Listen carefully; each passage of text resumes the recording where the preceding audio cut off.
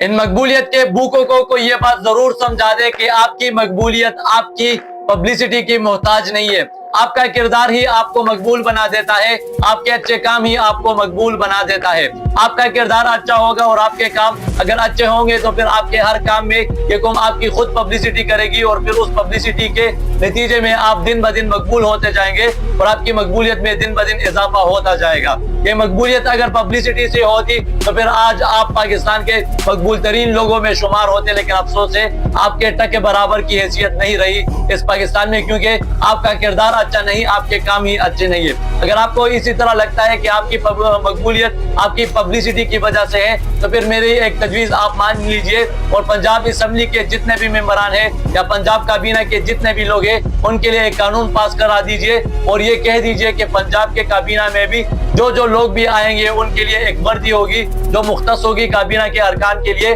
और इस वर्दी के आगे पीछे मरियम नवाज की तस्वीर होगी, तभी आप मकबूल हो सकते हैं, वरना तो कोई और रास्ता नहीं है आपके मकबूल होने के लिए। क्योंकि आपने आटे पे भी अपनी तस्वीर लगा के देखा है, आपने न्यूयॉर्क के स्क्रीनों पे भी अपनी तशहीर करके देखा है, आपने खाने पीने की मुतासरीन के लिए जो चीजें आप देते हैं उन पे भी आपने ये तस्वीर लगा के देखा है, आपने हर अस्पताल के गेट पे भी, हर अस्पताल के ऊपर भी आपने अपनी तस्वीर लगा के देखी है, लेकिन आपकी मकबूलियत में थोड़ा सा भी इजाफा नहीं हुआ।